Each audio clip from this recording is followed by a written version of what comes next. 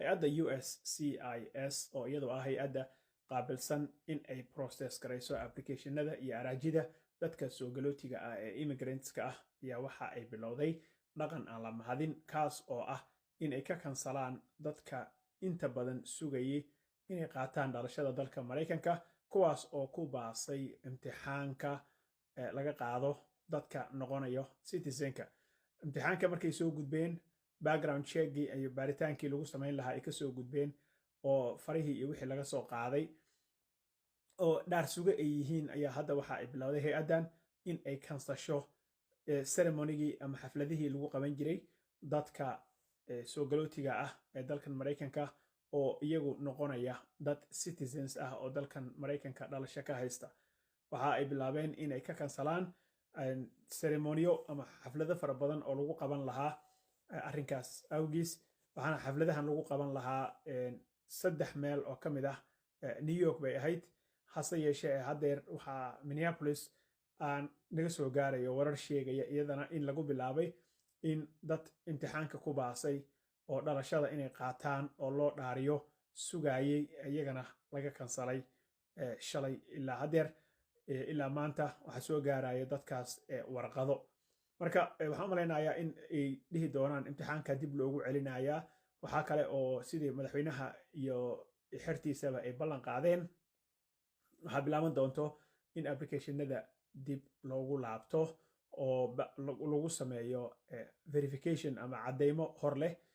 waxaana la raadin doonaa baa la yidhi sidii green cardka oo kale dib loogu laabanayay ama dadka I-94 ka qaatay ama asylumka iyaga naftooda applicationadooda dib loogu laabanayay ayaa waxaa la bilaabi doonaa baa la yidhi dadka imtixaanaadka ku baasay oo diyaarka u ah inay noqdaan citizens ama muwaadiniin dalkan dhalashada ka haysta ayaa iyaguna applicationadooda dib re-verification loogu samayn doonaa. shalay waxaa kale oo la furay hay-ad cusub oo meel weyn degtay oo xafiisyo cusub furatay. hay-addan ayaa waxaa lagu magacaabay hay-adda dabagalka iyo baaritaanka in dib loo booqasho loogu sameeyo applicationada ay soo xareysteen dadka magangelya doonka ah, dadka qaxootiga ah, dadka dhalashada qaadanayay iyo dadka green cardka qaadanaya intaba, iyo sidoo kale darbika boodka.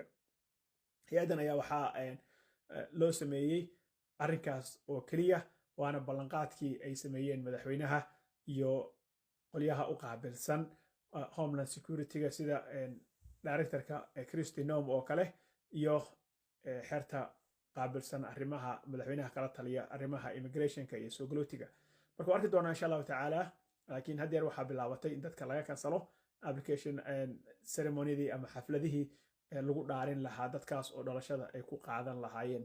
so darbika bood kaliya lama haysto, dadka asylumka raadinaya kaliya lama haysto, dadka qaxootiga oo soo galaya dalkan kaligood lama haysto, dadka hataa green cardka haystay oo applicationada buuxsaday oo qaadanayay dhalashada dalka Mareykanka oo dhaarta kaliya u dhineedna waa laga kansalay.